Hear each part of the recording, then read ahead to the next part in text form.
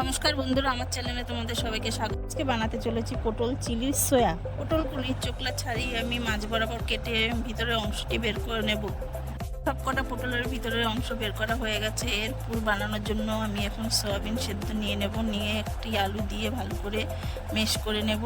Mesh করার পরে আমি পেঁয়াজ, তারপরে দিয়ে দেব লঙ্কা কুচি, তারপরে দিয়ে দেব হলুদ, তারপরে দিয়ে দেবো একটু করে নুন, তারপরে দেব গুঁড়া লঙ্কা, তারপরে গরম মশলা, তারপরে ধনের গুঁড়ো দিয়ে, তারপর গোলমরিচের গুঁড়ো দিয়ে একটা ডিম দিয়ে ভালো করে মেখে নেব। ধনে পাতা দিয়ে তারপরে ভালো করে মেরিনেট করে নেব। তেল দিয়ে ভালো করে মেখে একটি পটলের মধ্যে পুরগুলো আমি ভরে নেব।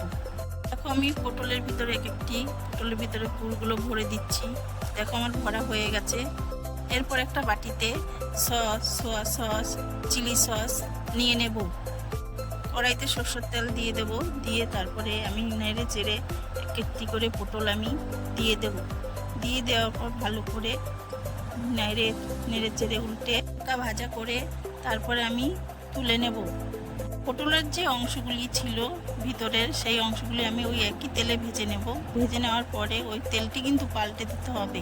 কড়াইতে আবার তেল দিয়ে আমি পেঁয়াজ কুচি, লঙ্কা কুচি, টমেটো কুচি দিয়ে ভালো করে নেড়ে তারপরে আদা রসুনের পেস্ট দিয়ে রাখা যে পুরটি ছিল সেটিও দিয়ে দিতে হবে। তারপরে হলুদ দিয়ে লঙ্কার গুঁড়ি দিয়ে ভালো করে নেড়ে চেড়ে মশলাটি, তারপরে soya sauce, tomato sauce, chilli sauce যেটা বাটিতে ঢেলে রেখেছিলাম সেটা আমি দিয়ে দিলাম। তারপরে একটু স্বাদ মতো চিনি আর স্বাদ মতো নুন দিয়ে ভালো করে জলটিকে ফুটিয়ে নিলাম। এরপরে আমি একটি করে পটল ছেড়ে দিলাম।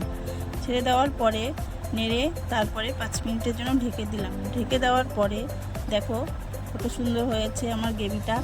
আমার ভিডিওটি যদি তোমাদের ভালো লাগে আমাকে সাবস্ক্রাইব, লাইক, কমেন্ট, শেয়ার করে দিও। দেখো আমার এটা রেডি হয়ে গেছে। পরের ভিডিওতে দেখা হবে।